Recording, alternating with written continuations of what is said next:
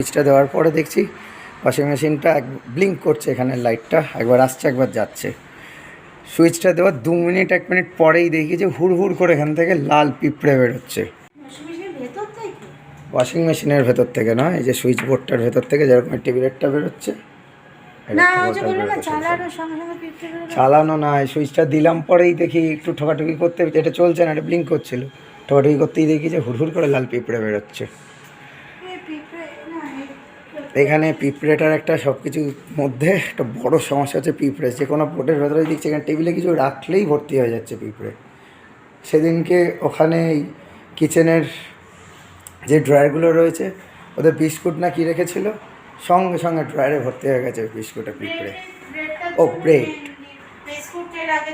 এখানটা অন্ধকার, কারণ আমি ওখানে দেখছি কাজটা করছি তো ওখানে এমসিবিটা নামিয়ে দিয়েছি, তা নাহলে বুঝতে পারছি না কোন লাইনটা কোনটার সাথে কী করা আছে। আরে না না, ব্রেডটা সেদিন এনে টেবিলে রেখেছিলাম আর টেবিলের মধ্যেই পিঁপড়েটা হয়েছে। ব্রেডটা এবার সরাবো, সে আর কাজের ফাঁকে হাত পাকা হচ্ছে না, এবার তখনই ওখানেই পিঁপড়েটা ধরে গেছে। আর আমি অত খেয়াল করিনি যে পিঁপড়ে মানে ব্রেডের প্যাকেটেও পিঁপড়ে ধরে গেছে, আমি যে সাইডে এসছি তো আমি ব্রেডটা এনে ওইভাবেই ঢুকিয়ে দিয়েছি। তাই সেইটা হলেই গো, তোমার অত পিঁপড়ে ড্রয়ারের মধ্যে নাকি? তাই যা হয় পুরো ভর্তি। এরপরে 2 দিন বাদে পাপড় রেখেছে, সেটা তো আবার পিঁপড়া হয়ে গেছে। এখন এই ড্রয়ারটা কিচ্ছু রাখতে পারছি না, খাবারের কিছু রাখতে না, আপাতত সব কৌটোগুলোকে এর ভেতর ঢুকিয়েছি। এখানটা আজকে কথা বলেছি, এবারে যখন আমরা এসেছিলাম তখন বেশ ঠান্ডা ছিল, সেই কারণে হয়তো বুঝতে পারিনি। তার মধ্যে এখানে তো কেউ ছিল না, থাকার এই 1 মাস তো হলো, 1 মাসের মধ্যে আবার আস্তে আস্তে কিছু কিছু প্রবলেম দেখা দিচ্ছে। তো এই আজকে তাই কবে থেকে আমি বলছি একটু পেস্ট কন্ট্রোলের সাথে কথা বলো, ওদেরকে ডেকে। আজকে পেস্ট কন্ট্রোলের সাথে কথা বলেছি, তবে ওরা একটু টাইম চেয়েছে, কারণ ওদের মধ্যে একটুখানি পরপর কাজ আছে, বুকিং আছে স্লট, তো টাইম চেয়েছে। তার মধ্যে ওরা একদিন এসে দেখবে। এখানে আবার এগ্রিমেন্টের একটা ব্যাপার আছে, এর আগে আমি কখনো কোথাও পেস্ট কন্ট্রোল করাইনি, তো বললো অ্যাকচুয়ালি এই বিষয়টা নিয়ে একেবারেই কোনো ধারণা নেই, কারণ আগে তো কখনো কোথাও করতে লাগেনি। আর এখন যেটা হয়েছে, এখানে কথা বললে বুঝলাম এর মাঝে লম্বা একটা প্রসেসগুলো আছে, সেই প্রসিডিওরগুলো করতে গেলে খানিকটা সময় লাগবে। তো যাই হোক, কথা তো বলা হয়ে গেছে, ওরা বলেছে একদিন এসে পুরো জিনিসটা চেক করে যাবে, তারপরে এটা করিয়ে নিতে হবে। তবে খুব বেশি দেরি করা যাবে না, ওরা বোধহয় 10 দিন মতো টাইম দিয়েছে, 10 দিনের মধ্যে ফার্স্ট প্রসিডিওরসটা ওরা করে দেবে। ওরা আসবে, দেখবে, এগ্রিমেন্ট পেপার সাইন হবে, মানে ওদের 3টে ওদের পুরো হোল ইয়ারের জন্য করলে না, ফার্স্ট প্রেফারেন্স হচ্ছে 1 বছরের জন্য করতে হবে, 3 বার ওরা সার্ভিস দেবে। আগে এটা দাও, চিমনিটা চালানো। ওটা দিচ্ছি, দাঁড়াও, আমি আগে এটাকে লক এটাকে আটকাই, তারপরে দিচ্ছি। এটাকে আমি আপাতত একটুখানি ঠোকাঠুকি করে দেখলাম, কারণ ভেতরে এই দিকে দেখো একদম পুরো পিঁপড়ে মাটি তুলে ভর্তি করে দিয়েছে। এটাকে ঠোকাঠুকি করে দেখলাম, ভেতরে কিছু ছিল, সেটা 2-1টা বেরিয়ে গেছে। এখন যদি এটা চলে তো খুব ভালো, তা না হলে ইলেকট্রিশিয়ান ডেকে এটাকে ঠিক করতে হবে। মুশকিলটা হচ্ছে এখানে ছাড়া আর কোথাও ওয়াশিং মেশিনটা রাখার কোনো জায়গাই নেই, কারণ প্লাগ হয়তো আছে কিন্তু জলের কানেকশান নেই। চেষ্টা তো করলাম খুলে এটাকে ঠিক করার, কিন্তু কাজের কাজ কিছুই হলো না, কারণ এখানে কানেকশান আসছে না। তো এটা যথারীতি ওই ইলেকট্রিশিয়ান ডাকতে হবে, ডেকে তবে ঠিক করাতে হবে। আবার ট্যাপ নিয়ে খুটুর মুটুর, হ্যাঁ? গরম লাগছে? গলা ব্যথা করছে একটু? ঠিক হয়ে গেছে? বেচারা কাল থেকে কাবু হয়ে পড়েছে। তো বেচারা তো কাল রাত্রির থেকে কাবু হয়ে পড়েছে। আসলে ঠান্ডাটা লেগেছিলো প্রথমে আমার, কারণ সোমবার দিন আমি লাস্ট অফিস গেছি, তো সেদিনকে অফিসে গেছি ভোরবেলা 4টের সময়, গাড়ি পিক আপ করতে এসেছে। এবারে সারাদিনে তো গরম রয়েছে, রোদ্দুর রয়েছে, তো ঠান্ডার জামাকাপড় তার নিয়ে বেরোনো হচ্ছে না, জ্যাকেট সোয়েটার কিছু। এবার সেদিনকে অনেকদিন বাদে ভোরবেলা ছিল, তো বুঝতে পারিনি, বেরিয়েছি, বেরোতেই ঠান্ডাটা সেদিনকে লেগে গেছে। তো সেই থেকে পুরো সপ্তাহটা তো ভুগলাম, কারণ জ্বর কাল অবধি আমার জ্বর টেম্পারেচার ছিল, আসছে যাচ্ছে, ওষুধ খেলে কমছে, আবার আসছে। তো কাল থেকে একটু টেম্পারেচারটা কমেছে। আর গলার অবস্থা দেখছো, গলার অবস্থা এমনিতেই খারাপ হয়ে যায়, কারণ ঠান্ডা লাগলে গলা ইনফেকশনের সাথে সাথে ভোকাল কর্ডটা যায় আমার ফুলে। কাল অবধি তো কথা একেবারে বলতেই পারছিলাম, আজকে থেকে একটু বলতে পারছি। এদিকে তনুশ্রী দুপুরে রান্না হয়ে গেছে, চিকেন আর এখানে ভাত বসিয়ে দিয়েছে। তো রিভুট শরীর খারাপ হলে একটা বড় সমস্যা খাওয়া নিয়ে, যাই দেবে কিছু খেতে চাইবে না। সকালবেলা সামান্য দুধ দিয়েছে, এই দুধটাও পুরো খাইনি, হাফ খেয়ে রেখে দিয়েছে। এই যে রিক এখানে একা একাই পড়ে চলেছে, পুরো এক্সামটা ফাইনাল এক্সাম ও একা একাই দিল, নিজেই পড়েছে, যা স্কুলের ম্যাম করিয়ে দিয়েছে। আর সব সাবজেক্ট, শুধু বাংলাটা একটু দেখে দিয়েছি, ওর বাংলাটা নিয়েও একটু সমস্যা হয় বলে বাংলাটা দেখে দিয়েছি, বাকি সব একা একাই পড়ছে, একা একাই এক্সাম দিচ্ছে। তবে কোয়েশ্চেন যা দিয়েছে এসে জিজ্ঞাসা করা তো টপ আনসার দিচ্ছে, তো নিশ্চয়ই পরীক্ষা এক্সামটা ভালোই হচ্ছে। এখনও পর্যন্ত 3টে এক্সাম বাকি আছে। কটা কী কী বাকি আছে জানো? জিকে, এসএসটি, আইটি, এখনও 3টে বাকি আছে। আর ওদের অনেক দিন ধরে এক্সামটা চলছে, কারণ এক একটা এক্সামে 2-3টে করে গ্যাপ থাকছে একটা এক্সাম হয়ে যাওয়ার পরে, তার জন্য একটা লং টাইম ধরে এক্সামটাও চলছে। একদিকে ভালো হচ্ছে, সাবজেক্টগুলো, প্রত্যেকটা সাবজেক্টের প্রিপারেশানটা ভালো করে হয়ে যাচ্ছে।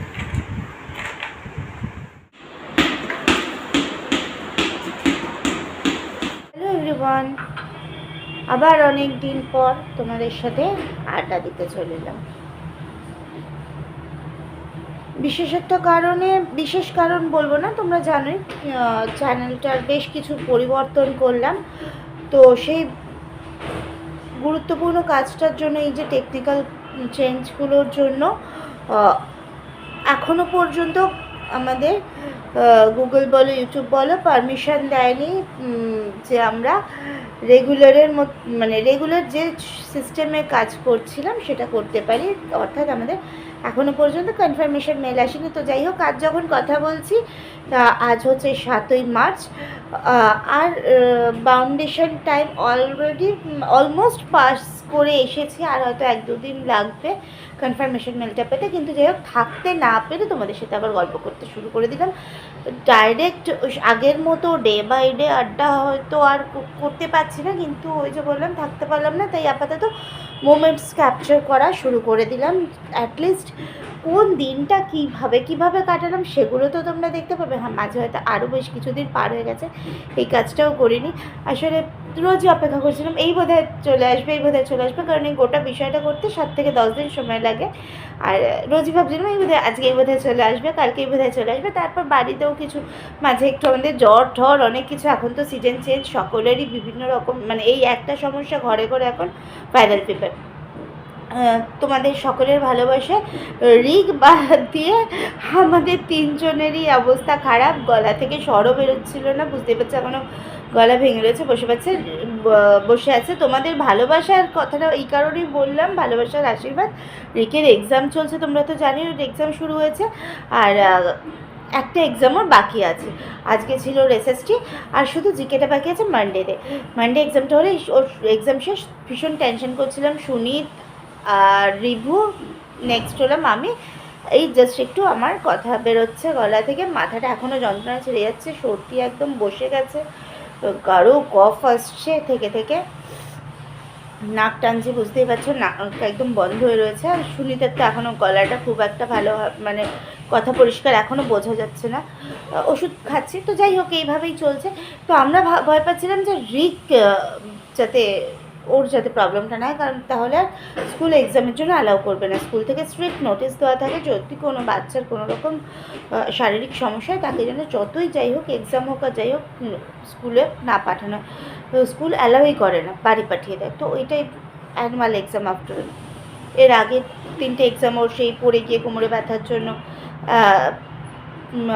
কী বলে ওটাকে, ইউনিট টেস্টের সেকেন্ড যে টেস্টটা আর কি, সেটাও দিতে পারেনি অলরেডি 3টে সাবজেক্টের। তো এই 20 মার্কস অলরেডি ওর 3টে সাবজেক্ট মিস হয়ে গেছে এক্সাম।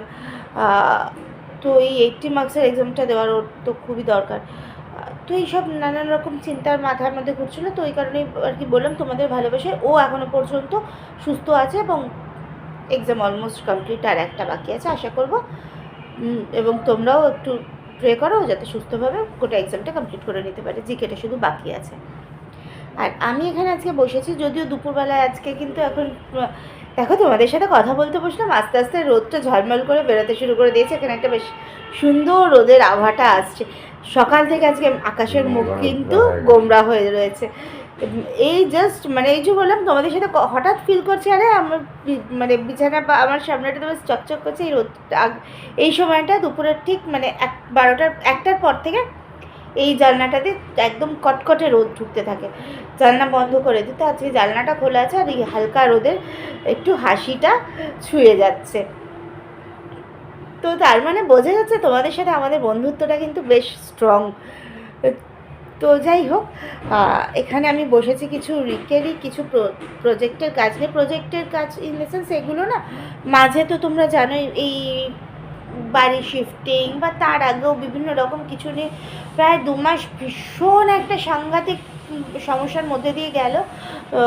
রিকের স্কুলটা অনেক দিন কামাই হলো, মানে ওই যে ওই সময়টা যখন রিক পড়ে গিয়ে কোমরে ব্যথা পেলো এক্সাম চলাকালীন, ওই যে 3টে এক্সাম দিতে পারলো না, এবং তারপর থেকে পরপর এই ফ্ল্যাট শিফটিংয়ের সময় পর্যন্ত কন্টিনিউয়াসলি ওর একটা স্কুল কামাই বেশ অনেকগুলো দিন হয়েছে। আর এর মধ্যে এমন বেশ কিছু ভাইটাল ক্রাফটিংয়ের কাজ স্কুলে করিয়েছে, যেগুলো আর কি মার্কস আছে, স্কুলকে জমা দিতে হবে। স্কুল অলরেডি জমা নিয়ে নিয়েছে। তো কিছু প্রজেক্ট তার মধ্যে ম্যাম হোয়াটসঅ্যাপ করেছেন আর কি, নোটিশ পাঠিয়েছেন যে যাতে করে ওকে পাঠিয়ে মানে ওরটা বা যেসব বাচ্চাদেরটা এখনও জমা পড়েনি তাদেরগুলো যেন করে তারা জমা দিয়ে দেয় 11th জমা দিতে হবে, মানে লাস্ট এক্সামের দিন। তো সেগুলো নিয়ে একটু বসেছি। এই কদিন বসতে পারেনি, নোটিশটা পাঠিয়ে দিয়েছে অনেক দিনে, এই কদিন বসতে পারেনি কারণ ওই যে এক্সাম চলছিল। আর আমি যদি এগুলো নিয়ে বসি তো ওর মন হুসখুস করবে। তো সমস্ত ভাইটাল এক্সামগুলো শেষ হয়ে গেছে, রয়েছে জিকের জন্য এখনও হাতে 3-4 দিন সময় আছে, 3 দিন সময় আছে। আজকে বৃহস্পতিবার, শুক্র শনি রবি 3 দিন সময় আছে। বললাম ঠিক আছে চলো আজকে একটু একটু করে এখন থেকে বসি, কারণ আবার তো পাঠাতেও হবে। তো 3টে প্রজেক্ট আমার করার আছে, মানে 3টে ক্রাফটই আমার করার আছে, ক্রাফটিং। তো চলো দেখতে থাকো কী ক্রাফট বানাচ্ছি, কীভাবে কী করছি তোমাদের সাথে শেয়ার করি। আর ওই যে বললাম রেগুলার বেসিস আড্ডা না হোক, মোমেন্টসগুলো তো ক্যাপচার করে রাখাই যায়, সেগুলো তো তোমাদের সাথে শেয়ার করাই যায়।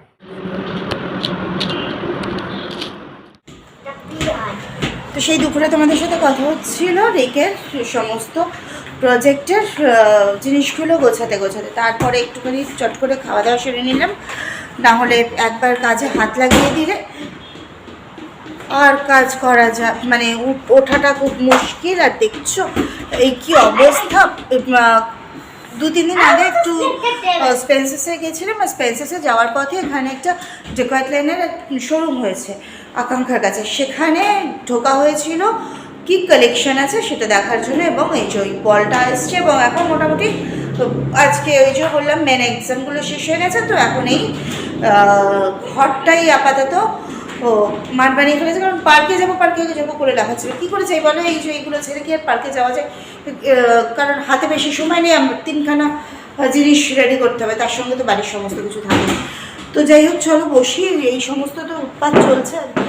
যদিও মাঝে ওই যে বললাম একটু ব্রেক নিলাম লাঞ্চ টাঞ্চগুলো সারবো বলে, আর ততক্ষণে এদিকে দেখো অলমোস্ট অন্ধকার হয়ে গই। যদিও যতটা অন্ধকার দেখাচ্ছে বাইরে অতটা অন্ধকার হয়নি, ঘড়িতে এখন সবাই বিকেল 5টা, যেহেতু কাঁচটা দিয়ে দিচ্ছি কালো কাচের ওপর থেকে এরকম একটা অন্ধকার সন্ধে অ্যাটমসফিয়ার তৈরি হয়েছে। তো যাই হোক, তো আমি কী প্রজেক্ট সবার আগে করছি তোমাদের সেটা দেখাই, মানে কী ক্রাফটিং সবার আগে রেডি করছি।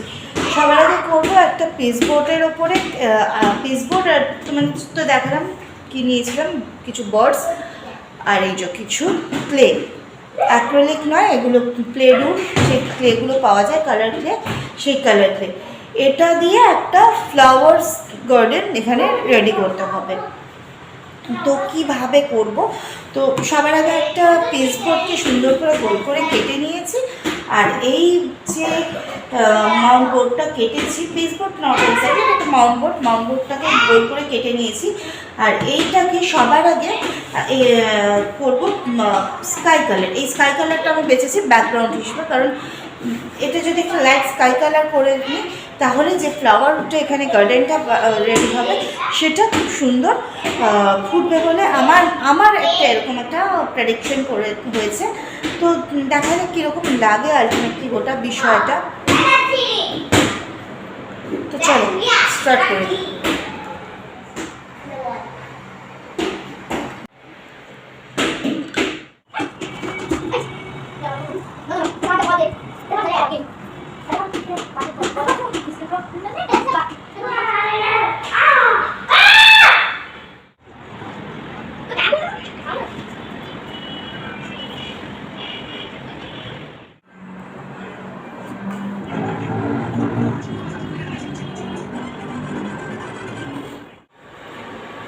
চা। এত যত্ন করছো, বিষয়টা ঠিক ভালো ঠেকছে না। কিন্তু আমি করছিলাম ওখানে কাজ, সেই সুযোগে হঠাৎ হঠাৎ করে গেল কোথায়, শুট ছেড়ে দিয়ে। এখানে তুলিটা ধুতে এলাম, এই যে দেখো হাতের তো এই অবস্থা, এটা ধুতে এলাম, এসে দেখছি এই যে চাটা বসিয়ে, চারদিকে ভালো একটু এনার্জিটা দরকার হয়। ঠিক সে কারণেই চাটা বসালাম। আসলে বিষয়টা কি হয়, কিছু করলেও দোষ, কিছু না করলেও যদি নাও করি তাতেও এগুলো বলা হয় যে আমি একা সব করছি। আর কিছু করতে গেলে হচ্ছে এই যে দেখতেই পেলে। যাই হোক, আমার এসবের মধ্যে ঢুকে লাভ নেই। এটা হচ্ছে অনেকদিন বাদে কালকে সন্ধ্যে থেকে এই নিয়ে দুধ চা খাই। সবাই একটু মুডে ফিরে চলো আবার একটুখানি টিপটা নিই, তারপরে আবার কাজে লাগবে।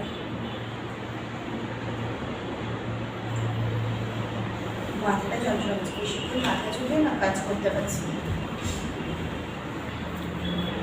আমাদের এখানে এখন মানে এই ফ্ল্যাটে আসার পরে এই জায়গাটা আমাদের জন্য দারুণ একটা টি জোন বলে না, মানে টাইম পাস করার বা নিজেদের মানে নিজেদের জন্য একটা আজকে কি হয়েছে জানো? কিছু আজকে মানে কর্মকাণ্ডে গেল সব পড়ে তাহলে তো কি একটা নিয়ে গেল, তোমরা দেখতে পেলে কিন্তু আমরা জানি না কি নিয়ে গেলি রে, কি নিয়ে গেল।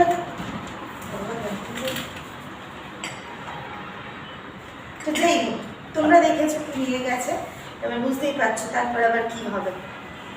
তো আজকে সকাল থেকে মানে স্কুল যাওয়া থেকে তার চলছে বিশেষ বিশেষ বিশেষ বিশেষ নানাবিধ কাজকর্ম। এক ফ্রেন্ডের জন্য একটা গিফট নিয়ে গেছে, একটা খুব সুন্দর পেন। সেই পেন আবার আর এক ফ্রেন্ড নিয়ে সেটাকে তছনছ করে ধ্বংসাবশেষ তার ব্যাগে পরে দিয়েছে। সে সেটা জানো না, বাড়ি এসে সে জানলো যে এই গানটা শুধু ও জানে পেনটা যে ফ্রেন্ডের জন্য নিয়ে গেছে সে পায়নি, আর এক ফ্রেন্ড নিয়ে চলে গেছে। তো যাই হোক, এবং এসে খুব দুঃখী মুখ করে স্কুল বাস থেকে নেবে, বাবাকে সে গল্প করেছে, আমাকে এসে বলেনি, ভেবেছে আমি বলবো। আরে তোর আর কি করার, আমি কেন বলবো, ওকে সে যে করেছে কি আর বলবো, বাচ্চাদের দুষ্টুমি। তো যাই হোক, তারপরে যেটা হলো এই সব নিয়ে নানা রকম ফোনাফোনি চলতে চলতে এখন সন্ধ্যেবেলা জানলাম যে ফ্রেন্ডটি আর কি ওটাকে টুকরো টুকরো করেছে আর কি, সে আজকে আরও একটা কাজ করেছে। ওর টিফিনটা কেড়ে পুরো টিফিনটা খেয়ে নিয়েছে, এবং সে একা না, সে খেয়েছে ক্লাস 7-এর দুজন দাদা এসেছে, তারা এখন যেহেতু এক্সাম চলছে তো বিভিন্ন ক্লাস মিক্স করে একটা ক্লাসে বসছে, সেটা সবার পিকনিক হয়ে গেছে। হ্যাঁ, ওর টিফিনটা সবার পিকনিক, এবং সারাদিন যে কিছু খায়নি এসে বাড়িতে বলেও নি। তখন আমরা ব্রেকফাস্ট করছিলাম, ও মানে ব্রেকফাস্ট হই আর কি, বলছো যেহেতু জলের দেখেছো তো অবস্থা কিছু কতগুলো হচ্ছে, জলের ওষুধটা খেয়ে রাত্রে শুয়েছি, পরিবেশ করতে করতে উঠতে বেলা হয়েছে, তারপর উঠে তো বিভিন্ন রকম কাজ থাকে, সেগুলো একটু সময় জলের গতিতে কাজ করার মতো শরীরের অবস্থা নেই, করতে করতে অনেকটাই বেলা হয়েছে। ছুটি হচ্ছে তাড়াতাড়ি চলেও আসছে, আমরা তো এবার এইসব করতে করতে ও চলে এসছে, আমরা যে টাইমে ব্রেকফাস্ট করছি চলে এসছে সে টাইমে। এবার চলে আসার পরে কিন্তু বলবি যে আমার আজকে টিফিন করা হয়নি, আমাকে একটুখানি কিছু খেতে দাও। এই সন্ধ্যেবেলায় জানলাম ওর টিফিনটা মোটামুটি আজকে স্কুলের পিকনিকের কাজে এসেছে। তো আর কি করবো, এইসব দুষ্টুমি এ তো থেকেই থাকে, আমাদের ছোটোবেলাতেও হয়েছে কত কিছু।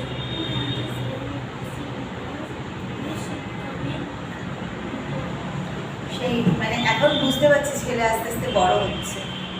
সেই ব্রেকফাস্টে সেরেলাক, ম্যাগি তো নয়, ম্যাগি একদম পেস্ট করে অলমোস্ট দিয়ে দেওয়া, কেক, মানে তখন বলাই হতো নরম নরম খাবার। আপেল সেদ্ধ কোনোদিনও দিইনি, কারণ ও আপেল সেদ্ধ খাবে না। কলা, এইসব ধরনের টিফিন একটা সময় দেওয়া হতো, যেগুলো ম্যামেরা সুন্দর করে গুছিয়ে খাইয়ে দিত।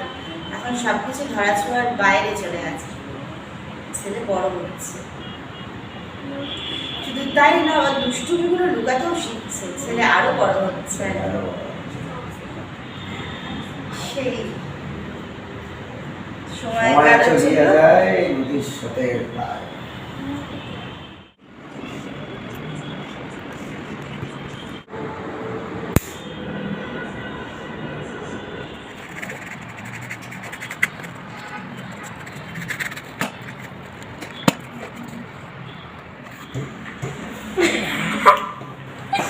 বলতেন না স্নোম্যানের নাকটা এরকম হয় না। জোকার বললাম এটা কি হলো? ক্রাফটিংয়ের কাজের জন্য নিয়ে কাপগুলো জাস্ট একটু আগে নিয়ে আসলাম, হঠাৎ করে একটা মাথায় এলো এটা দিয়ে একটা কিছু করা যাবে, তো সেই কারণেই নিয়ে এসেছি। এখানে দেখো বানানো হয়, কি বানানো বলে, জোকার জোকার হচ্ছে। জোকারের নাকের মাথায় কি থাকে? জোকারের নাকের মাথায় ওটা কি থাকে? মাউন্টেন। তাহলে ফাজলাম। না জোকারের নাক চেপে যাবে। সেরকম তো হচ্ছে নাকটা কারো